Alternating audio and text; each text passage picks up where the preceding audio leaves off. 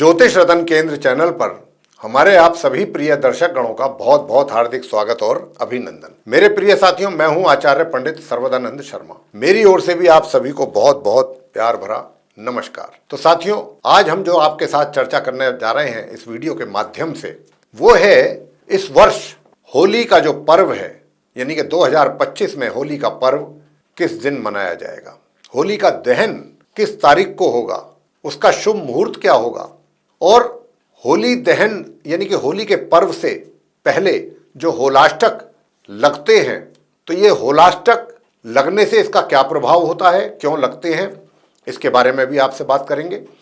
और पूरी जानकारी इस वीडियो के माध्यम से हम आपको इस होली के पर्व के विषय में देने जा रहे हैं। आप इस वीडियो को अंत तक देखिए, बहुत ही इंटरेस्टिंग वीडियो है, बहुत ही इससे आपको लाभ मिलेगा, जानकारी मिलेगी। तो साथियों, होली का दहन जो है वो होली का त्योहार का पहला दिन होता है और ये फाल्गुन मास की पूर्णिमा तिथि को मनाया जाता है और फाल्गुन मास चल रहा है। इसके अगले दिन दुल्हड़ी का पर्व मनाया जाता है, जिसमें रंगों से खेलने की एक विशेष परंपरा है। हमारे देश में भी और विदेशों में भी ये मनाया जाता है। इस पर्व को भी बुराई पर अच्छाई की विजय के उपलक्ष्य में मनाया जाता है। होली का दहन करने के लिए हमारे जो शास्त्र हैं उसमें क्या नियम बताए गए हैं। सबसे पहली बात तो वो ये है कि जो हम ये कहते हैं कि होली का दहन किस दिन होगा, किस तारीख को होगा, कितने बजे होगा, इन सब बातों को देखने से पहले जो भी हमारे धार्मिक मान्यताएं हैं, शास्त्रों का कथन है, उनका पूर्ण रूप से अध्ययन किया जाता है। तभी इस निष्कर्ष पर पहुंचा जाता है कि ये जो होली दहन है वो किस दिन किस तिथि में होना चाहिए और कितने बजे इसका मुहूर्त होना चाहिए। तो अब हम आपको वही जानकारी देने जा रहे हैं। तो साथियों, जो हमारे शास्त्रों में नियम बताए गए हैं होली का दहन को लेकर के, सबसे पहली बात तो वो ये है कि फागुन मास की शुक्ल पक्ष की अष्टमी से पूर्णिमा तक होलाष्टक माना जाता है। अभी हमने आपसे कहा था होलाष्टक के विषय में भी बताएंगे, ये तो अभी हमने आपको जो कहा है कि वो फागुन मास की जो शुक्ल पक्ष की अष्टमी होती है उसी दिन से होलाष्टक आरंभ हो जाते हैं। ठीक है, अब आगे बात करेंगे आपसे कि ये होली का दहन कब और कैसे होता है। देखिए, इसके लिए कुछ नियम हैं और वो नियम क्या है। पहला नियम क्या है? पहला नियम ये है कि प्रदोष व्यापनी फागुन मास की पूर्णिमा के दिन भद्रा रहित काल में होली का दहन किया जाता है। कहने का भाव हुआ ये कि प्रदोष काल जो होता है वो सूर्य अस्त होने के 48 मिनट बाद तक रहता है, प्रदोष काल। तो क्या कह रहे हैं? पहला नियम क्या है कि फागुन मास, तो फागुन मास चल रहा है, उस पूर्णिमा के दिन पूर्णिमा तिथि लगी होनी चाहिए होली का दहन के समय पर, उस समय पर पूर्णिमा तिथि होनी चाहिए, ये भी एक शर्त है। और दूसरा, प्रदोष व्यापनी हो वो पूर्णिमा। तो अगर पूर्णिमा जो है प्रदोष व्यापनी का मतलब प्रदोष काल के समय में हो और भद्रा रहित हो, यानी कि भद्रा उस समय पर ना लगी हो, तभी ही होली का दहन उस दिन किया जाएगा। दूसरा नियम क्या है? यदि प्रदोष काल के समय भद्रा भी हो, यानी कि प्रदोष काल का समय चल रहा है, कहने को पूर्णिमा तिथि भी है और प्रदोष काल का भी समय है, लेकिन साथ में भद्रा भी लगी हुई है, तो फिर दूसरे दिन तब फिर ये क्या होगा? दूसरे दिन प्रदोष व्यापनी पूर्णिमा में होली का दहन किया जाएगा। कि जिस उस दिन तो नहीं कर सकते, उससे अगले दिन जब प्रदोष काल को छुएगी पूर्णिमा तिथि, तब हम होली का दहन उसमें कर सकते हैं। ये कहते हैं हमारे शास्त्रों के नियम। तीसरा नियम क्या है कि यदि दूसरे दिन पूर्णिमा, जो दूसरा दिन है उस दिन जो पूर्णिमा है प्रदोष व्यापनी ना हो, यानी कि प्रदोष काल के समय पर पूर्णिमा तिथि ना हो, पहले ही समाप्त हो रही हो प्रदोष काल पड़ने से पहले, तो पहले दिन भद्रा समाप्ति पर ही होली का दहन किया जाएगा। फिर भद्रा जो समय है, पहले दिन जो भद्रा लग रही थी, जब वो समाप्त हो जाएगी उसके बाद उसका दहन किया जाएगा। और यदि भद्रा निशीत काल यानी कि अर्धरात्रि के बाद या निशीत में समाप्त हो रही हो भद्रा, तो भद्रा के मुख को छोड़ करके, भद्रा पुंछ होता है, भद्रा मुख होता है, कितने बजे से कितने बजे तक भद्रा पुंछ है, कितने बजे से कितने बजे तक भद्रा मुख है, तो भद्रा के मुख को छोड़कर भद्रा काल में ही निशित काल से पहले अर्धरात्रि से पहले होली का दहन कर लेना चाहिए, क्योंकि निशीत के अनंतर होली का दहन निषेध माना गया है। ये हैं वो नियम जो हमारे शास्त्रों में कहे गए हैं। तो इस वर्ष 2025 में क्या हो रहा है? इस 2025 में जो पहला नियम है वो लागू हो रहा है, साथ में दूसरा नियम भी लागू हो रहा है। क्या? जो अभी हमने आपको बताया था कि प्रदोष व्यापिनी फागुन मास की पूर्णिमा के दिन भद्रा रहित काल में होलिका दहन किया जाता है। तो इस बार ऐसा ही हो रहा है। दूसरा, यदि दूसरे दिन पूर्णिमा प्रदोष व्यापिनी ना हो तो पहले दिन भद्रा समाप्ति पर ही होली जलानी चाहिए। ये भी नियम इस बार लागू हो रहा है और वो हम आपको आगे बताने जा रहे हैं, बताएंगे इसी चर्चा में कि कब भद्रा मुख होगी, कब भद्रा का समय होगा, कब से कब तक होगी और पूर्णिमा तिथि कब होगी। ये सारी जानकारी और शुभ समय क्या होगा, ये अब आगे हम आपको इसी नियमावली के अनुसार आपको ये सारी जानकारी अब आगे देंगे। तो हमने आपको अभी ये तो बता दिया कि होली दहन के लिए क्या नियम का पालन होना चाहिए, किन नियमों का पालन होना चाहिए हमारे ग्रंथों के अनुसार। अब होली से जुड़ी कुछ पौराणिक कथाएं भी तो हैं, उनका भी जिक्र कर लेते हैं थोड़ा सा। अब जैसे कि हिरण्यकश्यप है और प्रहलाद की जो कथा है, हिरण्यकश्यप और प्रहलाद उनके पुत्र, हिरण्यकश्यप जो थे वो उनके पिता पुत्र की कहानी है। तो सर्वविदित है, यूं तो तकरीबन सभी लोग जानते ही हैं।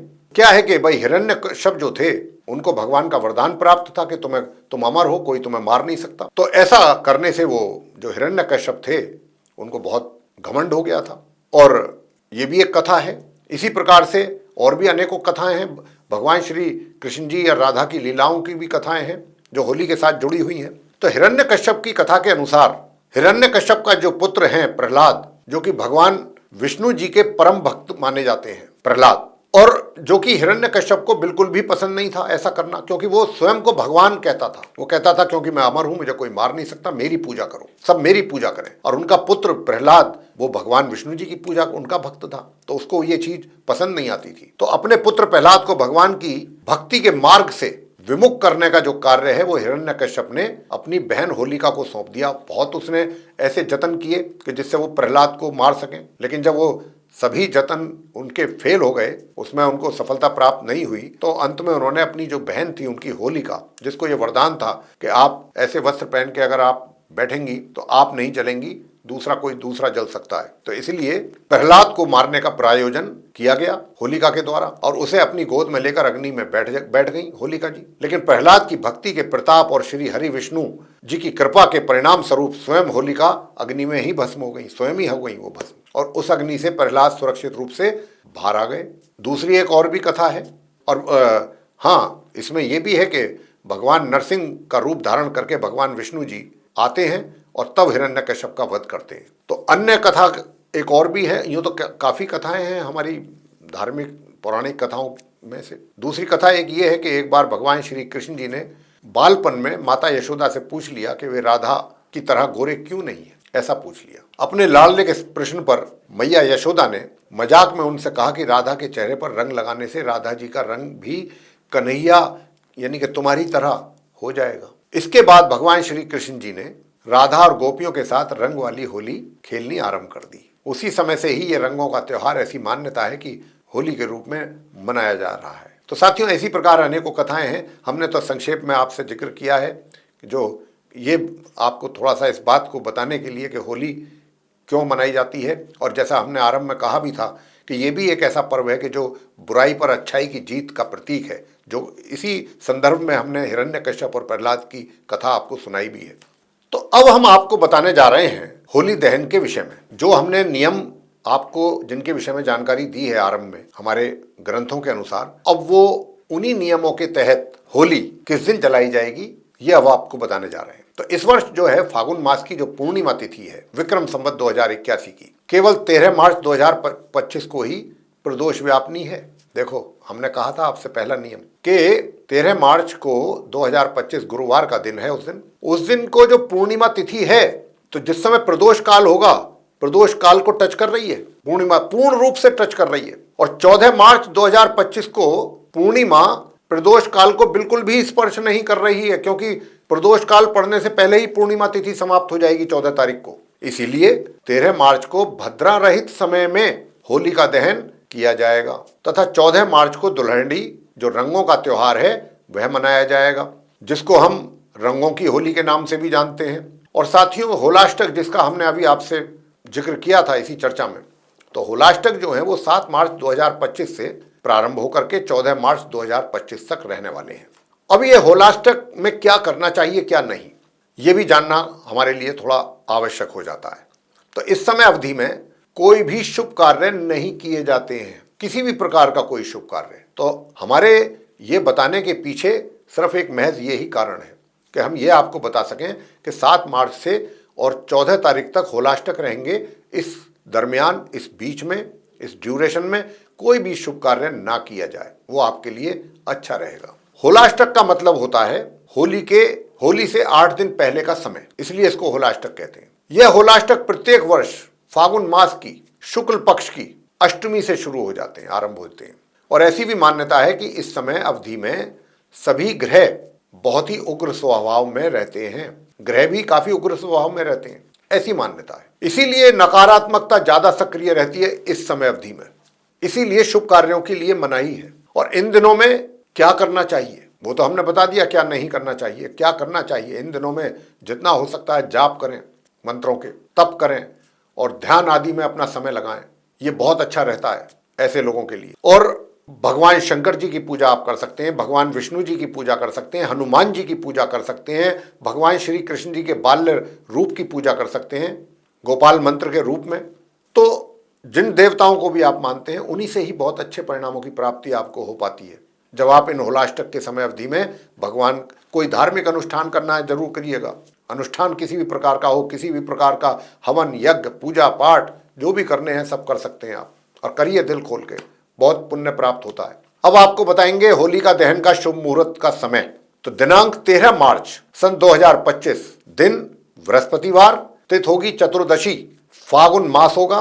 पूर्णिमा तिथि जो आरंभ होगी वो दिनांक 13 मार्च 2025 की प्रातः 10:36 से आरंभ होगी और इसकी समाप्ति होगी दिनांक 14 मार्च 2025 की दोपहर 12:25 पर। साथियों, जो भद्रा पुंछ है वह शाम 7:13 से लेकर रात्रि के 8:30 तक रहेगी और भद्रा मुख जो है वो रात्रि के 8:30 से लेकर रात्रि के 10:38 तक रहेगा। होलिका दहन का शुभ मुहूर्त है दिनांक 13 मार्च 2025 दिन गुरुवार को, पूर्णिमा के दिन, रात्रि के 11:31 से लेकर के रात्रि के 12:26 तक। ये है वो शुभ समय जिसमें होलिका दहन करना शुभ रहेगा। कुल अवधि है इसकी 55 मिनट। तो साथियों, ये हमने आपको अभी बताया होलिका दहन का शुभ मुहूर्त की समय क्या रहेगा, उसके विषय में जानकारी दी। अब हम आपको कुछ और अच्छी टिप्स दे रहे हैं इस होली के पर्व को लेकर के, जिसका आप लाभ ले सकते हैं। और वो क्या है कि अगर आप भी अपने जीवन में सुख समृद्धि चाहते हैं तो उसके लिए ये बहुत छोटे और मामूली से उपाय करके आप भी प्राप्त कर सकते हैं सुख समृद्धि अपने जीवन में। और वो क्या है? पहला उपाय वो ये है कि होलिका दहन के समय पर, जब होलिका दहन होता है उस समय पर, उसी समय पर गुड़ और गेहूं की आहुति देने से परिवार में सुख और शांति हमेशा बनी रहती है, पूरे साल बनी रहेगी। दूसरा उपाय, काले तिल और सरसों के दाने होलिका में डालने से बुरी नजर से आपका बचाव होता है। तीसरा उपाय, नारियल और लौंग अर्पित करने से घर में सकारात्मक ऊर्जा आती है। और चौथा और अंतिम उपाय क्या है? होलिका दहन में अगर आप 5 गोमती चक्र डालते हैं तो जिन कन्याओं के या जिन जो ऐसे मेल हैं या फीमेल चाहे जो भी हैं, उनकी अगर शादी में आ रही हैं कुछ बाधाएं, वो दूर होंगी अगर आप अपने हाथ से 5 गोमती चक्र होलिका में दहन के समय पर आप उनकी आहुति देते हैं। तो ये हैं वो छोटे छोटे सरल आसान 4 उपाय। इन्हें करके आप भी अपना जीवन सुख में बना सकते हैं। साथियों, इसी चर्चा के साथ अब हम इस कार्यक्रम की समाप्ति करेंगे, इस चर्चा को यहाँ समाप्त करेंगे। और हम आशा करते हैं कि ये चर्चा जो अभी हमने होलिका दहन के विषय में की है आपके साथ, ये आपको बेहद पसंद आई होगी। अगर पसंद आई है तो आप इस वीडियो को लाइक ज़रूर कर दें और चैनल को भी अगर अभी तक आपने सब्सक्राइब नहीं किया है तो ज़रूर सब्सक्राइब कर दें। और इसी के साथ अधिक से अधिक मात्रा में आप हमारे इस वीडियो को शेयर करें दूसरे लोगों के साथ, ताकि वे भी इस जानकारी का कुछ अच्छा लाभ ले सकें। और अगर आप चाहते हैं आने वाले दिनों में जो भी हमारे वीडियोस बनते हैं एस्ट्रोलॉजी पर, वे सभी आप तक पहुंच सकें विद नोटिफिकेशंस, उनका भी आप समय पर लाभ ले सकें, तो फिर आप बिल्कुल देर ना करें बेल आइकन प्रेस करने में। जी हाँ, तो साथियों, अब इसी के साथ हम आप अपने सभी प्यारे दर्शकों से लेंगे इजाज़त। आप सभी का सहृदय बहुत बहुत धन्यवाद। जय माता दी।